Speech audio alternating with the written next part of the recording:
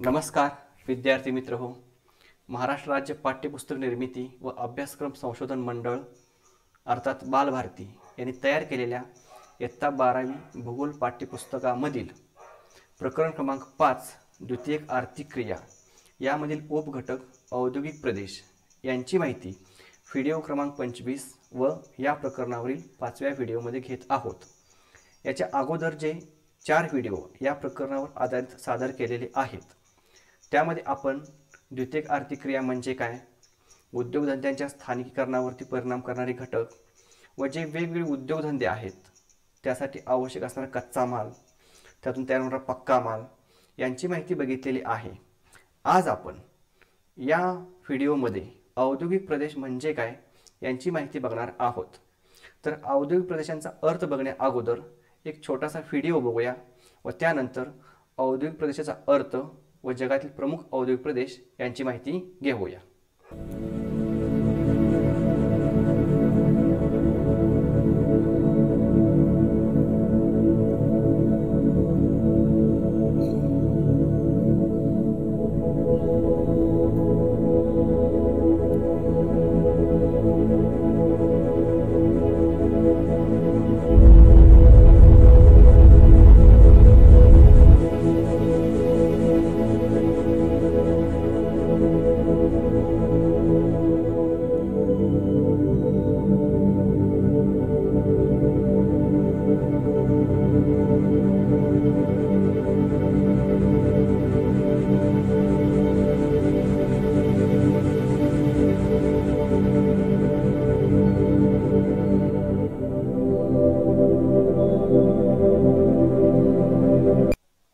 आत्ता जो आपण व्हिडिओ बघितला त्या व्हिडिओमधून आपल्याला औद्योगिक प्रदेश म्हणजे काय याचा थोडक्यात अर्थ समजला असेल.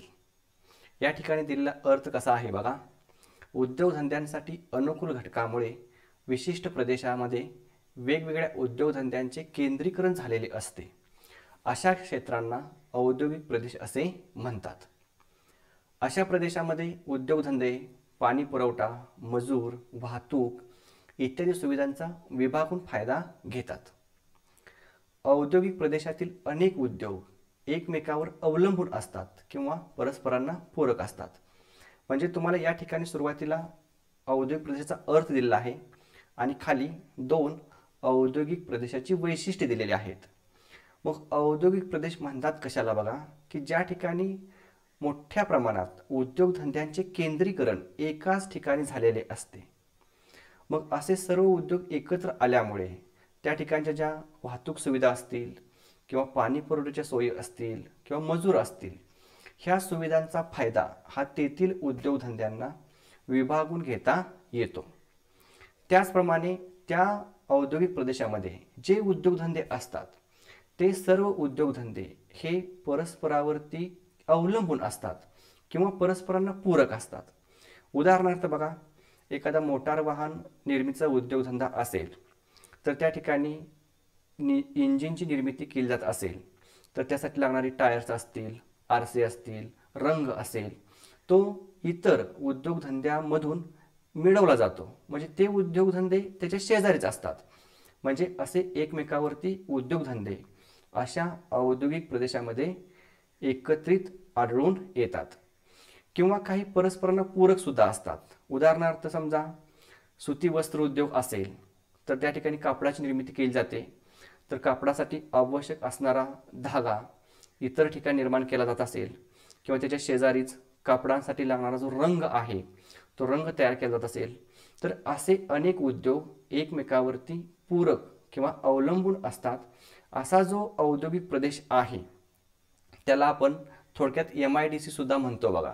कारण MIDC मध्ये वेगवेगळे उद्योगधंदे हे एकत्रित असलेले आढळून येतात.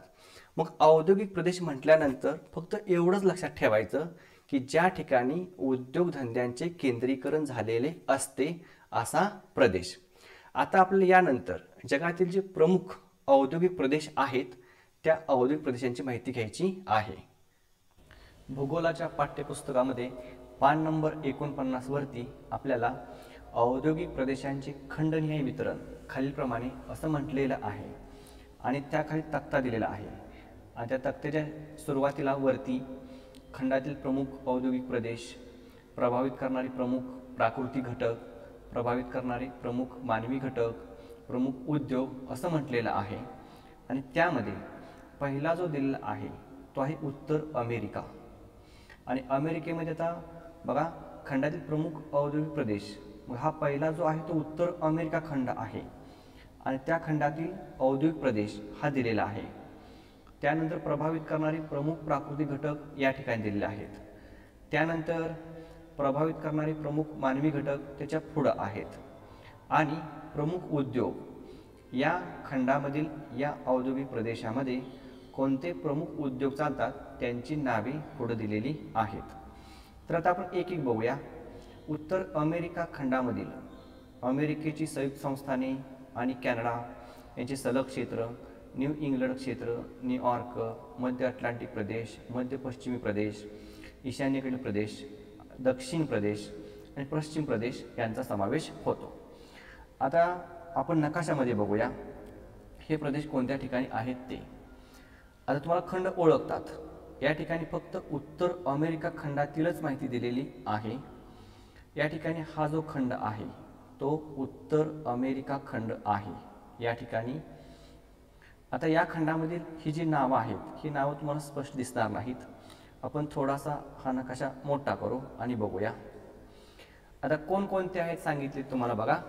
उत्तर अमेरिका खंडामध्ये एक अमेरिकेची संयुक्त संस्थाने हा देश आहे, त्याला आपण अमेरिका म्हणतो. आणि कॅनडा यांचे जे सलग क्षेत्र आहे त्यांचा समावेश यामध्ये होतो.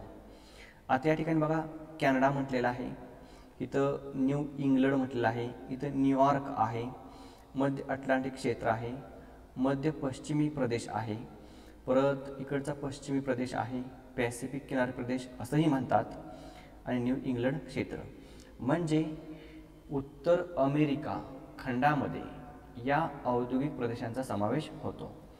आता हे ठिकाण बघितलं तुमच्या लक्षात येईल की या ठिकाणी पूर्वेकडील जो औद्योगिक प्रदेश आहे तो प्रामुख्याने अटलांटिक महासागराला लगत आहे आणि पश्चिमेकडील जो आहे तो पॅसिफिक महासागराला लगत आहे.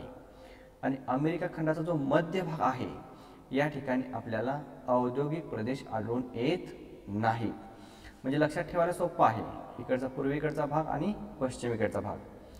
आता न्यू इंग्लंड, न्यूयॉर्क, मध्य अटलांटिक प्रदेश यांना ईशान्य संयुक्त संस्थानामधील औद्योगिक प्रदेश या नावानेही ओळखलं जातं, कारण हा अमेरिकेच्या ईशान्य भागामध्ये येतो. आता आपण अमेरिकेच्या कोणकोणत्या प्रदेशामध्ये उद्योगधंदे जास्त चालतात हे नकाशामध्ये बघितलं या ठिकाणी. त्यानंतर प्रभावित करणारे प्रमुख प्राकृतिक घटक. आता प्रभावित करणारे दोन प्रकारामध्ये घटकांची विभागणी केली. एक आहेत प्राकृतिक घटक आणि पुढे आहेत प्रमुख मानवी घटक. मग आता प्राकृतिक घटकामध्ये बघा भूस्वरूपाचा उंच सकलपणा आणि हवामान विविधता. त्यानंतर खंडाचे अटलांटिक महासागराच्या पलीकडील उत्तर अमेरिकेचे स्थान. परत या ठिकाणी खनिजांचा समृद्ध साठा आहे, मोठ्या प्रमाणात खनिजे सापडतात. परत कच्चा माल म्हणून वापरली जाणारी अनेक कृषी उत्पादने आहेत. म्हणजे या अमेरिकेमध्ये प्रामुख्याने प्रेरी गवताळ प्रदेश आहे. या प्रदेशात मोठ्या प्रमाणात मका आणि गहू यांचं उत्पादन घेतलं जातं. तसेच इतर फळांसुद्धा उत्पादन घेतलं जातं, त्यामुळे कच्चा माल म्हणून कृषी उत्पादने आहेत. त्यानंतर पंचमहासरोवरे व मोठ्या नद्या आहेत आणि तंतुर किनारपट्टी आहे. आता या ठिकाणी हा जो कॅनडा आणि अमेरिका यांच्या सीमावर्ती भागावर तुम्हाला इथे थोडासा हा जो निळा रंग दिसतो हा पंचमहासरोवरांचा प्रदेश आहे.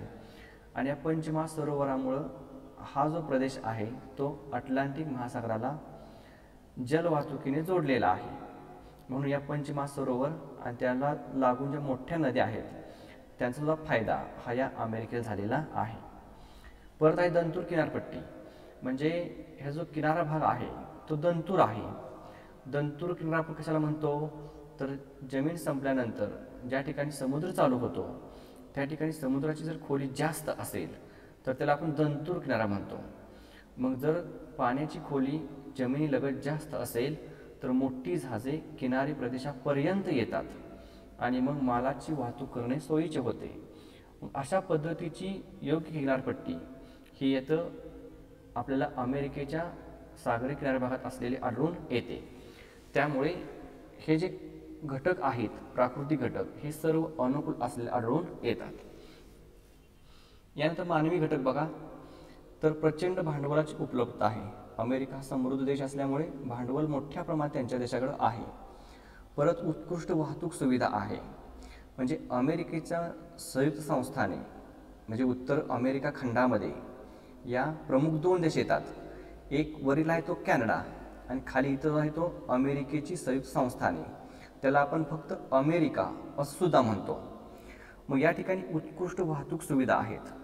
म्हणजे जगातील सर्वात जास्त विमानतळे किंवा हवाई वाहतूक वापरणारा देश आहे. परत वेगवान आणि विस्तृत प्रकारच्या रेल्वेची वाहतूक आहे. रस्त्याचे महामार्ग चांगल्या दर्जाचे आहेत आणि त्याचबरोबर नद्या, सरोवरे यामधून जलवाहतूक केली जाते. म्हणजे वाहतुकीच्या सुविधा या खंडात चांगल्या दर्जाच्या आहेत. परत यामधून निर्यात सुविधा उपलब्ध झालेल्या आहेत. परत स्वस्त व कुशल मजूर उपलब्ध होतो आणि त्याचबरोबर जगभर यांच्या उत्पादनासाठी विस्तीर्ण बाजारपेठ आहे. उत्कृष्ट संदेश वहन आहे आणि नैसर्गिक बंदरे आपण बघितली, दंतूर किनारपट्टी. परत गोद्या आहेत. गोद्या म्हणजे तुम्हाला माहिती असेल की ज्या ठिकाणी माल साठवण्याची जागा असते, मालाची चढ उतार करता येतो. परत माल ठेवण्यासाठी वातानुकूलित यंत्रणा असते, त्याला आपण गोद्या म्हणतो. ह्या प्रामुख्याने किनारी भागामध्ये असतात. यांची सुद्धा सोय या खंडामध्ये आहे. आता यानंतर या उत्तर अमेरिका खंडामध्ये कोणकोणत्या उत्पादनांचं प्रामुख्याने या कारखान्यात उत्पादन घेतले जाते बघा. तर अन्न आणि पेये, वाहने, विमाने, धातू जोडणी, पेट्रोकेमिकल्स, स्टील, दूरसंचार उपकरणे, रसायने, इलेक्ट्रॉनिक्स उपकरणे, ग्राहक उपयोगी वस्तू, लाकडी उद्योग आणि जड रसायने इत्यादी. म्हणजे जवळपास मानवी जीवनासाठी लागणाऱ्या सर्व वस्तूंचं उत्पादन हे या उत्तर अमेरिका खंडाच्या औद्योगिक प्रदेशामध्ये घेतले जाते. म्हणून अमेरिका हा संपन्न देश आहे. का संपन्न देश आहे? कारण इतक्या मोठ्या प्रमाणात औद्योगिक प्रदेश आहेत, मोठ्या प्रमाणात वस्तूंचं उत्पादन घेतलं जातं आणि जगाला निर्यात केली जाते. त्यामुळे मिळणारा जो पैसा आहे तो पैसासुद्धा जास्त आहे. आता यानंतर पुढचा जो आहे तो आहे युरोप. आता युरोपमध्ये बघा, युरोपची विभागणी प्रामुख्याने 3 भागामध्ये केलेली आहे. पहिला आहे पश्चिम युरोप. यामध्ये जर्मनी आणि फ्रान्सच्या पूर्व क्षेत्राचा समावेश होतो. इटली आणि ग्रेट ब्रिटनमधील काही प्रदेशांचा समावेश होतो. परत युरोपातील रशियाचा जो भाग आहे, मॉस्को, तुला, व्लादिमीर त्रिकोण, उरल, व्होल्गा. तर इतर जे क्षेत्र आहे त्यामध्ये स्कॉन्डिनेव्हियन देश, स्वित्झर्लंड आणि पोलंड. आता युरोप खंडामध्ये बघा, या ठिकाणी हा जो आहे तो युरोप खंड आहे. आता जी नावं सांगितली ती नावं तुम्हाला या ठिकाणी दिसतात का बघा. आता हा जो आहे तो युरोप खंड आहे. इथून असा हा युरोप खंड.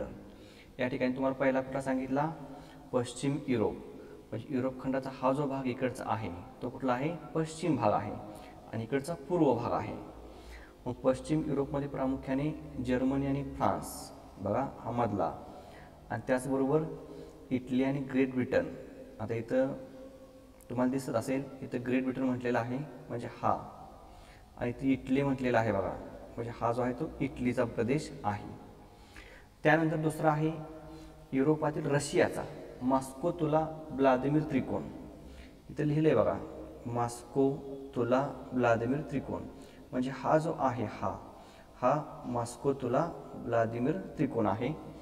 आणि उरल, व्होल्गा या ठिकाणी हा जो दिसतो तो उरल आणि व्होल्गा आहे. आता उरल हा पर्वत आहे आणि व्होल्गा ही नदी आहे. मग यांच्या दरम्यान जो प्रदेश आहे हा औद्योगिक प्रदेश, याला उरल व्होल्गा औद्योगिक प्रदेश असे म्हणतात. त्यानंतर इतर क्षेत्रामध्ये म्हटलं आहे स्कॉन्डिनेव्हियन देश. म्हणजे इकडून या ठिकाणी स्कॉन्डिनेव्हिया पर्वत आहे, इथं स्कॉन्डिनेव्हियन देश म्हटलेला आहे बघा. तर स्कॉन्डिनेव्हियन देश म्हणजे काय? तर स्कॉन्डिनेव्हिया पर्वताच्या शेजारी जे देश आढळतात त्यांना स्कॉन्डिनेव्हियन देश म्हणतात. या ठिकाणी नॉर्वे आहे, स्वीडन आहे, परत स्वित्झर्लंड आहे, पोलंड आहे. आता स्कॉन्डिनेव्हियन देशामध्ये स्वित्झर्लंड हा इथं येत नाही, तर स्वित्झर्लंड हा देश खाली आल्प्स पर्वतामध्ये येतो. म्हणजे अशा पद्धतीने ह्या युरोप खंडामध्ये प्रामुख्याने Germany, France, Italy, great Britain, Russia, परत स्वित्झर्लंड, पोलंड हे जे देश आहेत ते औद्योगिकदृष्ट्या विकसित असलेले आढळून येतात. आता यामध्ये कोणकोणत्या बघा, आता प्राकृतिक घटक यावरती कोणकोणते परिणाम करतात हे या ठिकाणी दिलेले आहेत. आता पश्चिम युरोपमधील जे प्राकृतिक घटक आहेत त्यामध्ये राईन नदी आहे, परत मासेमारीला अनुकूल हवामान आणि दुग्धोत्पादन आहे. म्हणजे या ठिकाणी जो समुद्रगुढ जमीन आहे त्या ठिकाणी मासेमारी मोठ्या प्रमाणात केली जाते. चराऊ कुरणे आहेत, कोळसा उत्पादक प्रदेश आहे आणि लोह खाणींच्या जवळ आहे. म्हणजे अशा अनुकूल प्राकृतिक घटक हे पश्चिम युरोपमध्ये आहेत. तर युरोपमध्ये रशियाचा भाग, तर रशियामध्ये तेल क्षेत्राजवळ उद्योगधंदे आहेत, लोह दगडी कोळशाच्या खाणी आहेत, अनुकूल हवामान आहे आणि होल्गा नदी आहे. आता रशिया हा खनिज तेल म्हणजे पेट्रोल, डिझेल, परत नैसर्गिक वायू यांचं मोठ्या प्रमाणात उत्पादन घेतो आणि अनेक देशांना हा रशिया ह्या खनिज तेलाची निर्यात करतो. तसेच इतरही खनिजे ह्या देशांमध्ये जास्त प्रमाणात आढळून येतात. आता इतर क्षेत्रामध्ये आहेत स्कॉन्डिनेव्हियन देश, स्वित्झर्लंड आणि पोलंड. या ठिकाणी काय आहे तर थंड हवामान आहे, दंतूर किनारे व त्यांना येऊन मिळणाऱ्या मोठ्या नद्या आणि सूचीपर्णी वने. म्हणजे या ठिकाणी सूचीपर्णी वने असल्यामुळं त्या ठिकाणी लाकूडतोड व्यवसाय केला जातो आणि लाकूडावरती आधारित जे काही इतर व्यवसाय आहेत म्हणजे लाकडी वस्तू तयार करणे किंवा फर्निचर तयार करणे, कागदाचा लगदा तयार करणे हे उद्योगधंदे या प्रदेशामध्ये जास्त प्रमाणात चालतात. आता याला प्रभावित करणारे मानवी घटक, मानवी घटकामध्ये बघा पश्चिम युरोपमध्ये पहिल्या यांत्रिकीकरण झालेलं आहे, कुशल कामगार उपलब्ध आहेत, बंदर व गोदींची सोय आहे, मोठ्या प्रमाणात मागणी आहे, विस्तीर्ण बाजारपेठ आहे आणि लोहमार्ग व रस्ते मार्गांचा विकास झालेला आहे. म्हणजे मानवी घटक सुद्धा या ठिकाणी अनुकूल असले आढळून येतात.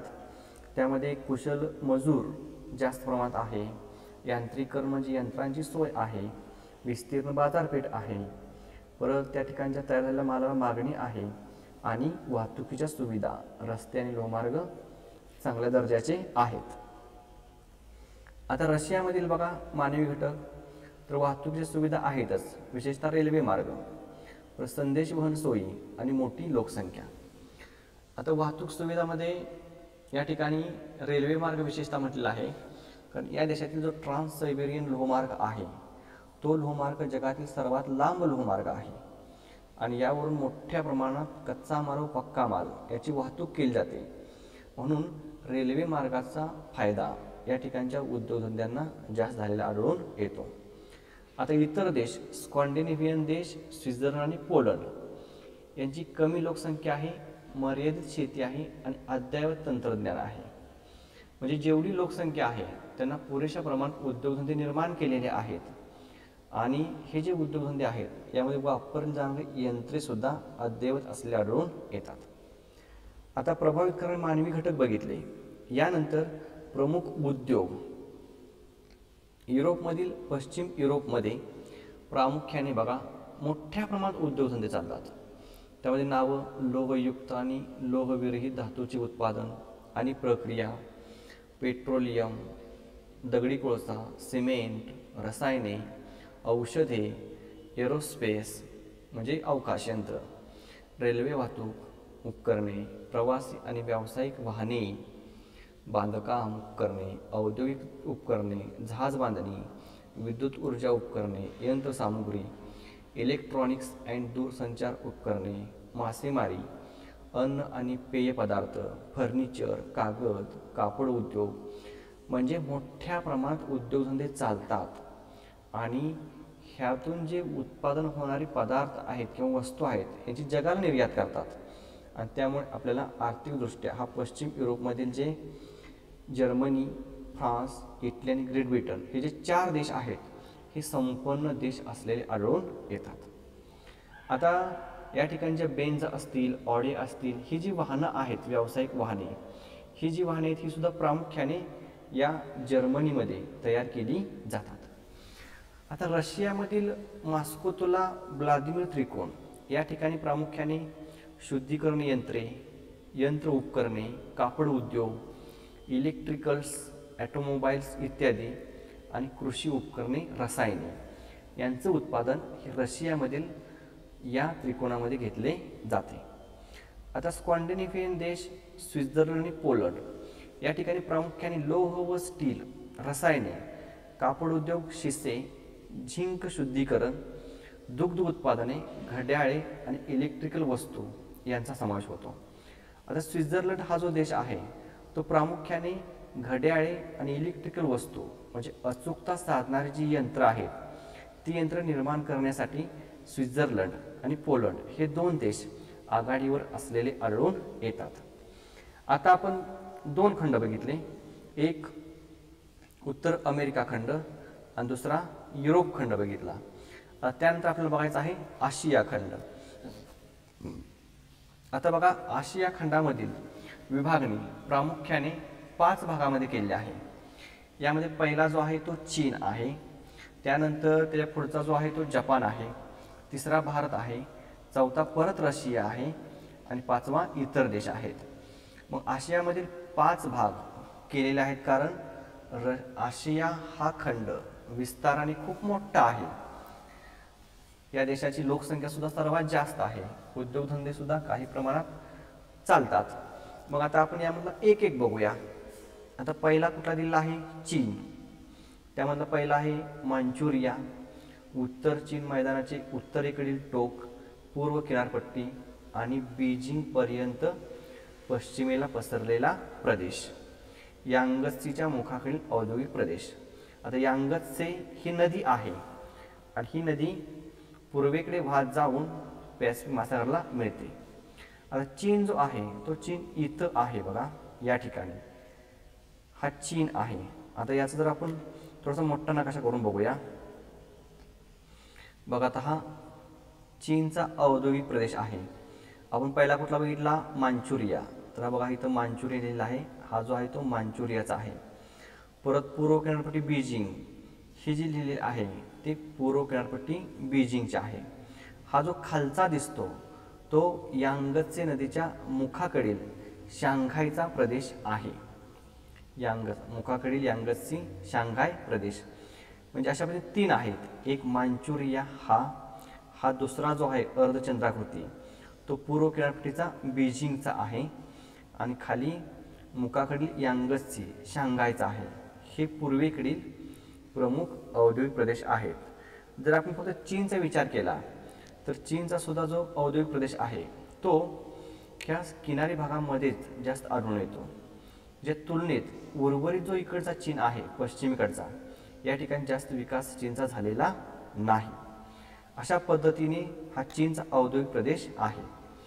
आता प्रभावित करणारे प्राकृतिक घटक, चीनमध्ये दगडी कोळसा क्षेत्र मोठ्या प्रमाणात आहे, लोह खनिज क्षेत्र आहे आणि दंतूर किनारपट्टी आहे.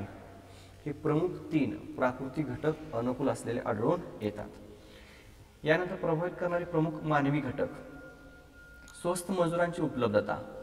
आता बघा, चीनची जी लोकसंख्या आहे ती जगामध्ये सर्वात जास्त आहे आणि त्यामुळे या उद्योगधंद्यांना कमी पगारावरती काम करणारा स्वस्त मजूर मोठ्या प्रमाणात उपलब्ध होतो.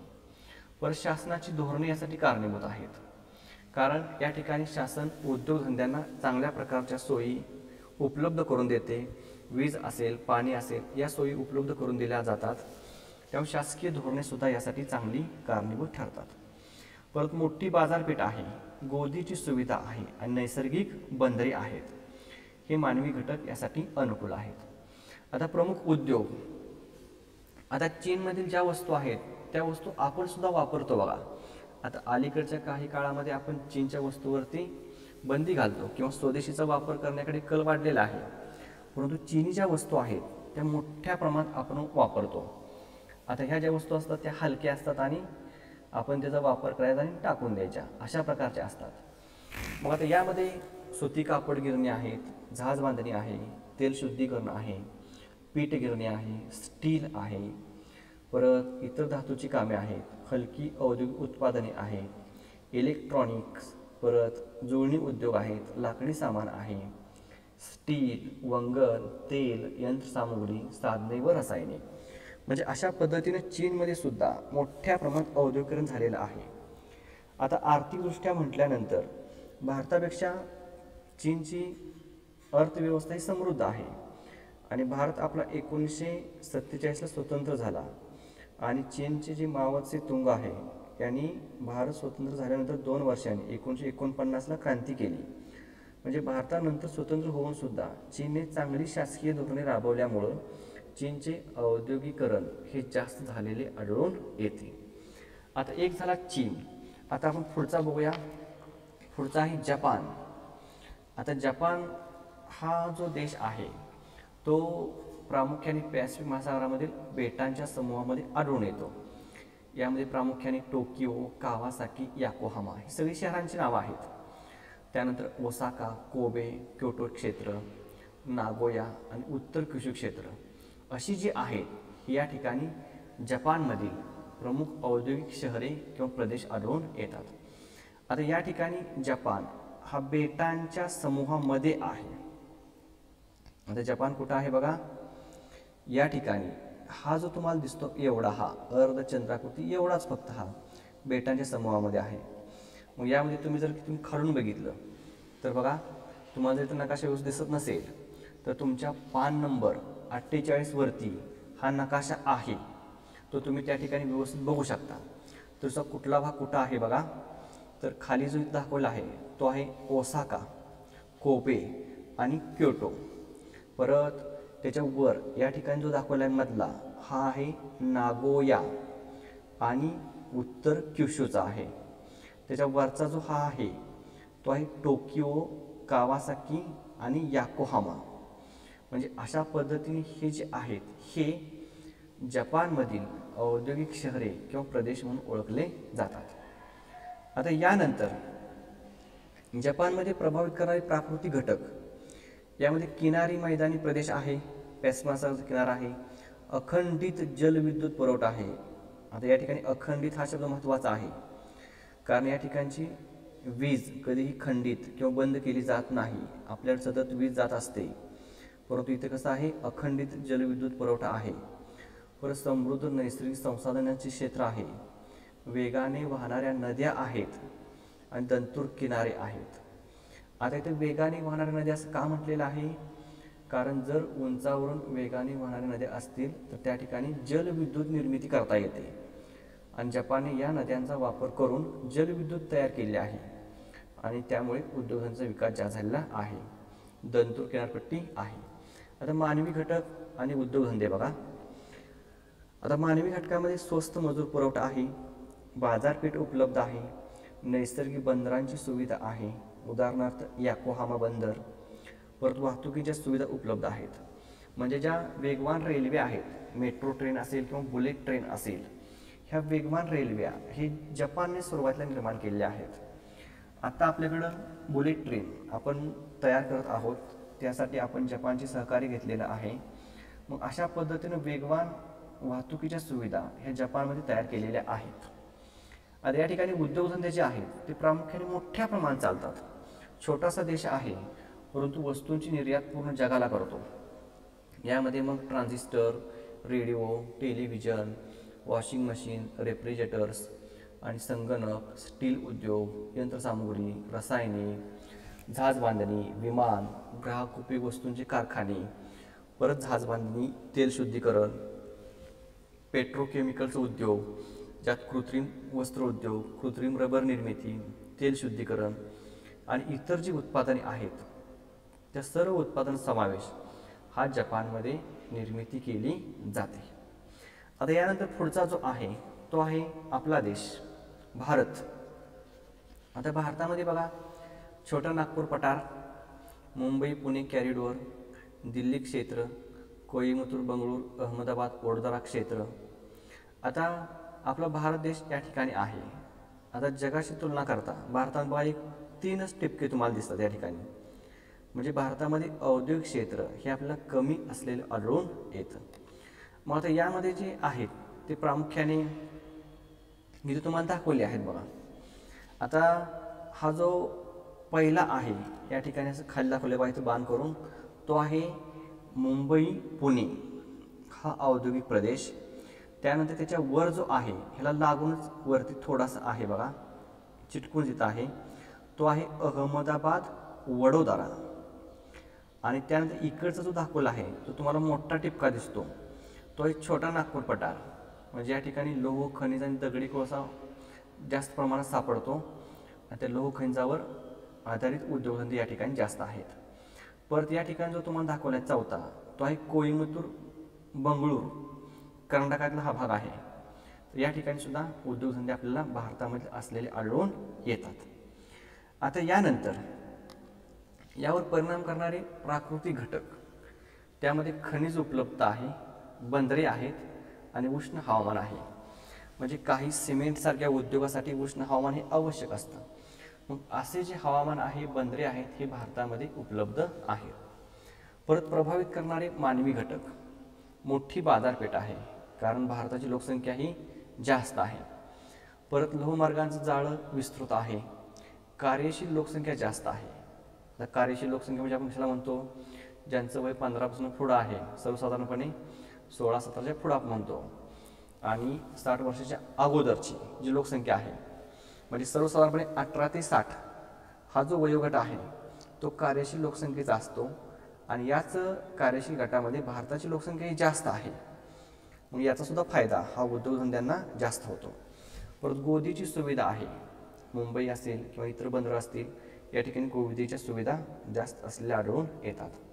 आता यानंतर प्रमुख उद्योग, आता भारतामध्ये वस्त्रोद्योग जास्त चालतो, त्याचबरोबर रसायने, अन्न प्रक्रिया, पोलाद, वाहतूक उपकरणे, सिमेंट, परत खाण उत्पादने, पेट्रोलियम, यंत्रसामुग्री, सॉफ्टवेअर, औषधी या प्रकारचे उद्योग आढळतात. आता भारत आता नवीन अलीकडच्या काळामध्ये सॉफ्टवेअर निर्मितीमध्ये अग्रेसर असणारा देश आहे. कारण आपल्याकडे जो पुणे आणि बंगळूर आहे, पुण्यात जो हिंजवडी पट्टा आहे, बंगळूर आहे, या ठिकाणी मोठ्या प्रमाणात सॉफ्टवेअर तयार करणाऱ्या कंपन्या आहेत आणि ही सॉफ्टवेअर तयार करून आपण जगाला निर्यात करतो. आता यानंतर जो पुढचा आहे तो रशिया आहे. आता रशिया डबल आला आहे बघा. आता युरोप खंडामध्ये सुद्धा रशिया आहे आणि आशिया खंडामध्ये सुद्धा रशिया येतो. कारण रशियाचा जो विस्तार आहे तो 2 खंडामध्ये आहे, एक युरोप खंडामध्ये आहे आणि दुसरा आशिया खंडामध्ये आहे. मग आपण युरोप खंडातला भाग बघितला. आता आशिया खंडामधला जो आहे त्यामध्ये सायबेरिया आणि उत्तर कॉकेशियस, परत व्लादिवोस्टॉक सुदूर पूर्व औद्योगिक क्षेत्र, आणि पूर्व आशियामधील दक्षिण कोरिया, सिंगापूर, हाँगकाँग, मलेशिया आणि तैवान ह्या देशांचा समावेश होतो. आता हे जे देश आहेत ते या ठिकाणी बघा, सायबेरिया जो आहे प्रदेश, तो सायबेरियाचा प्रदेश तुम्हाला या ठिकाणी व्यवस्थित हा दिसून येतो. कारण सायबेरिया हा मोठा आहे त्यामुळे या ठिकाणी तुम्हाला दिसतो. आता खाली जी पूर्व आशिया म्हटलं आहे त्यामुळे दक्षिण कोरिया, सिंगापूर, हाँगकाँग, मलेशिया, तैवान. आता हे कुठं आहेत तर हे बघा, आता या ठिकाणी कोरिया आहे, हा जपान दाखवला आणि इकडचा हा चीन आहे. ह्यांच्यामध्ये इथं उत्तर कोरिया आणि दक्षिण कोरिया आहे. हे जे दक्षिण कोरिया आहे हा सुद्धा एक विकसित देश असलेला आढळून येतो. आणि रशियामधला या ठिकाणी हा जो आहे तो व्लादिवोस्टॉक म्हटलंय बघा, हा रशियाचाच भाग आहे इथं हा. आणि इकडं हा जो रशियामधला आहे तो कुठला आहे, सायबेरियन प्रदेश आहे. ह्या सायबेरियन प्रदेश आणि व्लादिवोस्टॉक हे 2 आशिया खंडामध्ये येतात. आणि इकडचा जो आहे मॉस्को, तुला, व्लादिमीर त्रिकोण हा युरोप खंडामध्ये येतो. आता यानंतर पुढचे जे सांगितलं तुम्हाला हाँगकाँग, हाँगकाँग या ठिकाणी दाखवलेलं आहे. हाँगकाँग परत चीनच्या दक्षिणेला या ठिकाणी येतो, तैवान त्याच्या शेजारीच आहे. पण सिंगापूर, सिंगापूर बघा या ठिकाणी आहे, तुम्हाला या ठिकाणी जो कर्सर हललेला दिसतो या ठिकाणी हा सिंगापूर देश आहे. हे सुद्धा आशिया खंडातील एक विकसित देश असलेले किंवा प्रदेश आढळून येतात. आता रशियामधील प्रमुख प्राकृतिक घटक तर कोळशाची उपलब्धता आहे आणि विस्तृत वने आहेत. विस्तृत वने असल्यामुळे त्या ठिकाणी जहाज बांधणी उद्योग जास्त प्रमाणात केला जातो आणि कोळशाची उपलब्ध असल्यामुळं ऊर्जा साधने उपलब्ध होतात म्हणून त्याच्यावर आधारचे उद्योगधंदे आहेत ते सुद्धा जास्त चालतात. आता पूर्व आशियामधील दक्षिण कोरिया, सिंगापूर, हाँगकाँग, मलेशिया, तैवान या ठिकाणी किनारी प्रदेश आहे. नैसर्गिक बंदरे आहेत कारण हे किनारी देश आहेत. परत हवामान अनुकूल आहे आणि शेतीस अनुकूल घटक जास्त आहेत म्हणून प्राथमिक व्यवसायामध्ये शेतीतून उत्पादन घेतले जातात आणि त्यावर प्रक्रिया केली जाते. आता मानवी घटक यामध्ये रशियामध्ये लोहमार्ग आहे. तुम्हाला सांगितलं ट्रान्स सायबेरियन लोहमार्ग हा जगात सर्वात जास्त लांबीचा लोहमार्ग हा रशियामध्ये आढळून येतो. परत शासन सहाय्य करतं, गोदीची सुविधा आहे, नैसर्गिक बंदरे आहेत. परत पूर्व आशियाचा विचार करता दाट लोकवस्ती आहे, कामगार पूरक धोरणं आहेत, बाजारपेठ उपलब्ध आहे आणि बंदर आणि गोदीची सुविधा आहे. आता यामध्ये चालणारे प्रमुख उद्योग आता रशियामध्ये बघा जास्त आहेत.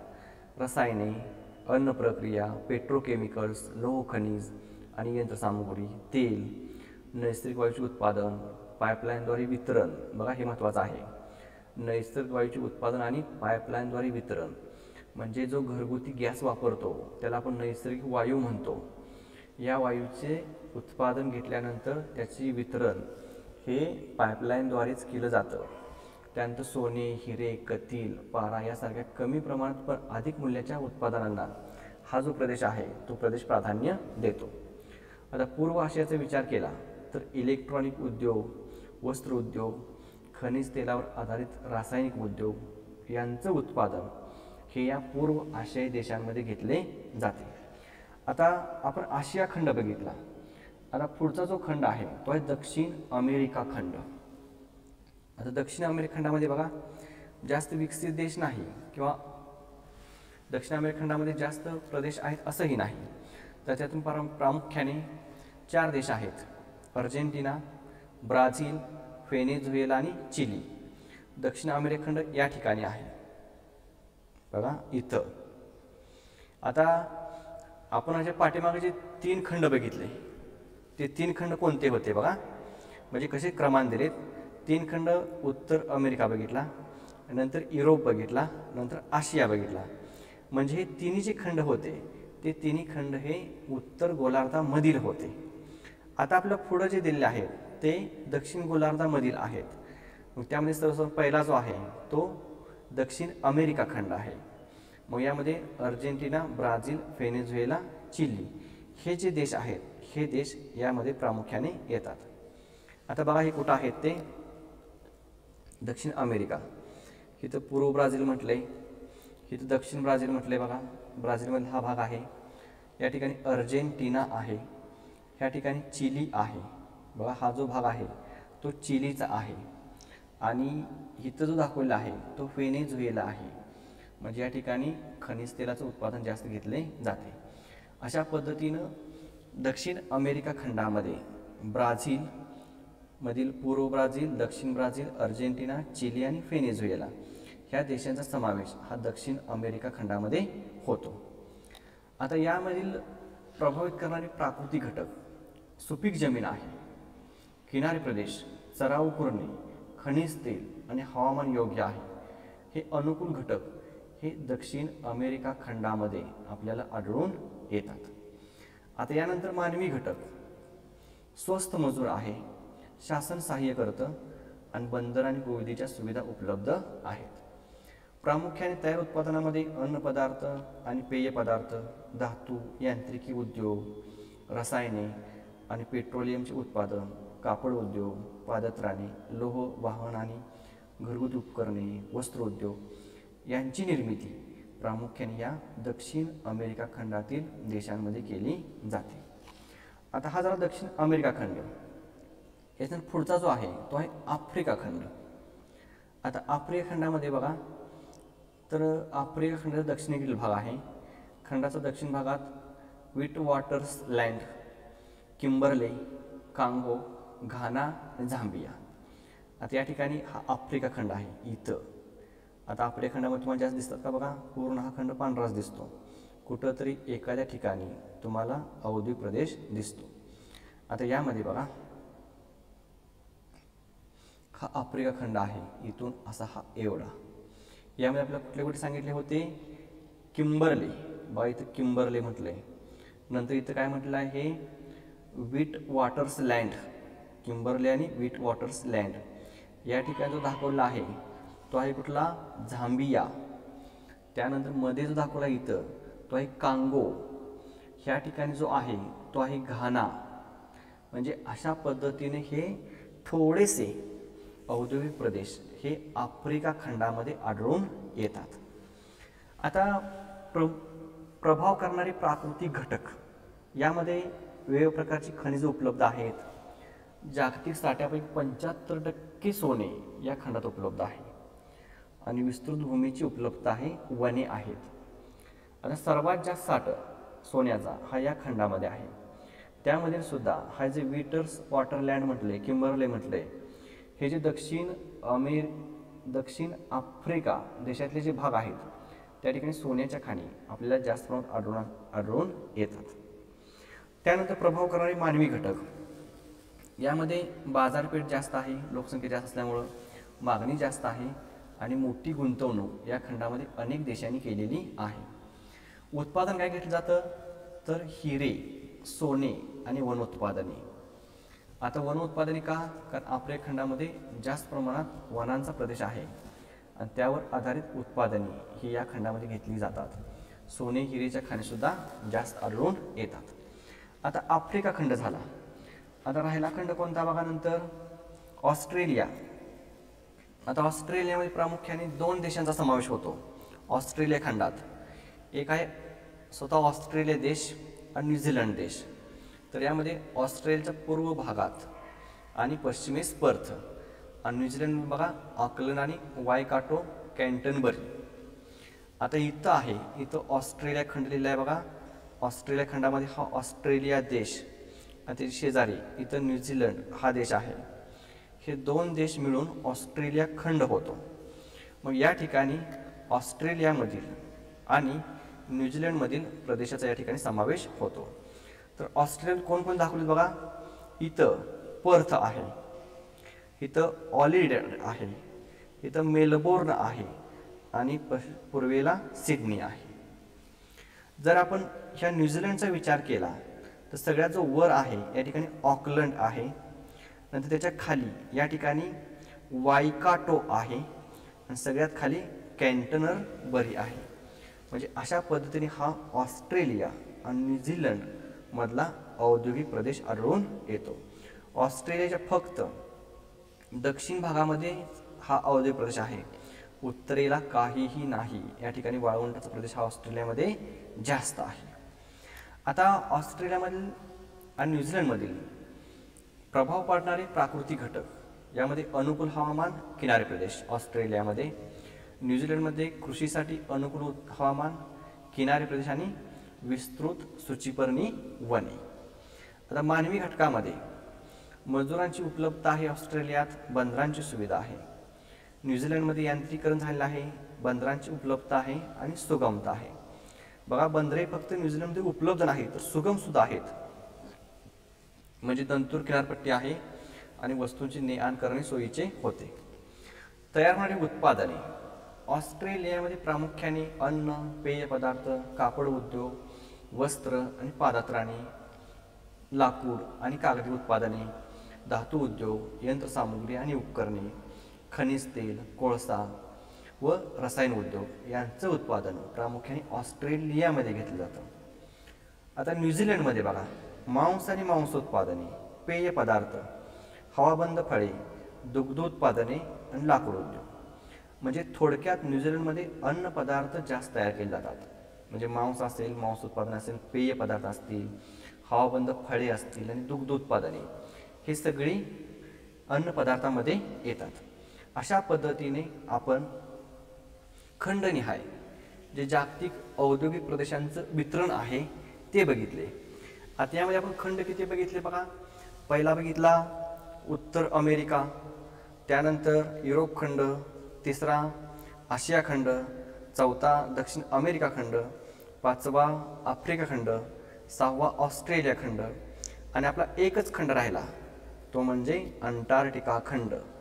आता अंटार्क्टिका हा जो खंड आहे तो इथं खाली दक्षिणेला आहे बघा या ठिकाणी, आणि या ठिकाणी मानवी वसाहत नाही, तो पूर्ण बर्फाच्छादित आहे. त्यामुळे अंटार्क्टिका खंडावरती औद्योगिक प्रदेश आढळून येत नाहीत. आता आपल्याला जरा विचार करा, असं म्हणून आपल्याला एक कृती दिलेली आहे, पान नंबर 51 वरती आहे. काय म्हटले बघा, आकृती 4.1 व आकृती 5.3च्या आधारे जपानच्या उत्तर भागात कोणते उद्योग स्थापन झाले असतील ते सांगा. आता आकृती 4.1 कोणते आहे बघा, तर हा नकाशा आहे प्रकरण क्रमांक 4 मधला आकृती 4.1 प्रमुख प्राथमिक व्यवसाय हा 4.1. आता आकृती कुठे सांगितले 5.3. आता 5.3 आपण बघितले पाठीमागं, ही आहे आकृती 5.3 प्रमुख औद्योगिक प्रदेश. ह्या दोन्हींचं निरीक्षण करायचं आहे आणि काय सांगितले, च्या आधारे जपानच्या उत्तर भागात कोणते उद्योग स्थापन झाले असतील ते सांगा. म्हणजे जपान इथं आहे, याच्या उत्तर भागामध्ये या ठिकाणी, म्हणजे या ठिकाणी कोणते उद्योग स्थापन झाले असले हे विचारलेलं आहे. आता याचं उत्तर बघा, सूचीपर्णी वृक्ष, खनिज संपत्ती असल्यामुळे जहाज बांधणी, पेट्रोकेमिकल्स, रबर निर्मिती इत्यादी उद्योगधंदे चालतात. कारण जपानमध्ये सूचीपर्णी वने ह्या उत्तर भागामध्ये जास्त आढळून येतात. दुसरा प्रश्न आहे, उत्तर अमेरिका खंडाच्या ईशान्य औद्योगिक क्षेत्राच्या विकासासाठी पंचमहासरोवरे कशी महत्त्वाची आहेत ते स्पष्ट करा. आता या ठिकाणी बघा, हा जो आहे इकडचा हा खाली हा ईशान्य संयुक्त संस्थांचा औद्योगिक प्रदेश आहे. त्या ठिकाणी पंचमहासरोवरे आहेत, यांचा फायदा काय झालाय असे विचारलेलं आहे. तर या सरोवरांमुळे हा औद्योगिक प्रदेश जलमार्गाने अटलांटिक महासागराशी जोडला आहे. तसेच इतर पायाभूत सुविधा या ठिकाणी उपलब्ध आहेत. आता या सरोवरामुळे काय झालेलं आहे, हा औद्योगिक प्रदेश इतर नद्यांना तसेच अटलांटिक महासागराला जोडलेला आहे. त्यामुळे कच्चा माल असेल, पक्का माल असेल, तयार वस्तू असतील यांची ने-आण जलमार्गाने करता येते. त्याचबरोबर या प्रदेशामध्ये ज्या पायाभूत जमीन असेल, पाणी असेल, वीज असेल, ह्या सुविधा उपलब्ध आहेत. त्यामुळे या ठिकाणी ईशान्य संयुक्त संस्थानात उद्योगधंद्यांचे केंद्रीकरण जास्त झालेले आहे. आता यानंतर पुढचा प्रश्न आहे, रशियामधील उद्योगांच्या विकासात ट्रान्स सायबेरियन रेल्वे मार्गाचे योगदान कसे आहे ते स्पष्ट करा. आता तुम्हाला ट्रान्स सायबेरियन लोहमार्ग कुठं आहे हे माहिती नाही, तर आता याचं योगदान कसं आहे बघा. तर हा कच्चा माल, पक्का माल, नैसर्गिक वायू, खनिज तेल, प्रवासी इत्यादींची वाहतूक केली जाते. तसं रशियातील प्रमुख शहरे जोडतो. जगातील सर्वात लांब रेल्वे मार्ग आहे, त्यामुळे दूर अंतरापर्यंत वाहतूक केली जाते. आता हा जो आहे तो रशियामध्ये इथून आहे, मॉस्कोच्या शेजारून हा जो चालू होतो तो इथपर्यंत आहे. आपण बघूया कुठं आहे तो. बघा, सेंट पीटर्सबर्ग, इथं सेंट पीटर्सबर्ग आहे, इथून हा चालू होतो असा, हा पूर्ण रशियामधून इथून हा असा इकडे येतो आणि इथं येतो. म्हणजे हा जो आहे हा रशियातला सर्वात लांब आणि जगातला सुद्धा हा सर्वात लांब आहे. इथं सेंट पीटर्सबर्ग आहे मॉस्कोच्या जवळ, इथून असा पूर्ण हा रशियामधून येतो आणि इकडं येऊन ही जो व्लादिवोस्टॉक आहे रशियातला औद्योगिक प्रदेश त्याला जोडतो. आणि यावरून मग खनिज तेल असेल, नैसर्गिक वायू असेल, प्रवासी असेल, कच्च्या वस्तू, पक्क्या वस्तू यांची वाहतूक केली जाते. आणि म्हणून या रेल्वे मार्गामुळं, ट्रान्स सायबेरियन रेल्वे मार्गामुळं मोठ्या प्रमाणात रशियाचा विकास होण्यास फायदा झालेला आहे. अशा पद्धतीने आज आपण जगातील प्रमुख औद्योगिक प्रदेश बघितलेले आहेत. आता यावर आधारित तुम्हाला स्वाध्याय दिलेत, खालील प्रश्नांची उत्तरे लिहा असं म्हटलेलं आहे. आता यामध्ये बघा, युरोपमधील औद्योगिक प्रदेश स्पष्ट करा, टेन्सिल आवश्यक. भारतातील औद्योगिक प्रदेश स्पष्ट करा, टेन्सिल आवश्यक. म्हणजे तुम्हाला जे औद्योगिक प्रदेश तुम्ही बघितले त्यांची फक्त माहिती लिहायची नाही, तर जगाच्या आराखड्यामध्ये तुम्हाला हे प्रदेश टेन्सिलच्या साहाय्याने दाखवायचे आहेत. ज्यावेळेस बोर्डाला असे प्रश्न विचारले जातात वितरणावरती, त्यावेळेस टेन्सिलसाठी 1-2 मार्क्स हा राखीव ठेवला जातो. त्यामुळे तुम्हाला जास्त मार्क्स पाहिजे असतील तर टेन्सिलचा वापर हा तुम्ही केला पाहिजे. जर तुम्हाला काही शंका असतील तर तुम्ही कमेंट्स बॉक्समध्ये लिहून पाठवू शकता. तुम्ही हा चॅनल जर अजून सबस्क्राईब केला नसेल तर सबस्क्राईब करून ठेवा, कारण भूगोल विषयासंदर्भातील व्हिडिओ तुम्हाला या चॅनलवरती बघायला मिळणार आहेत. तुम्ही हा व्हिडिओ शेवटपर्यंत बघितल्याबद्दल तुमचे मनापासून धन्यवाद. पुन्हा भेटू एका नवीन व्हिडिओमध्ये. तोपर्यंत नमस्कार.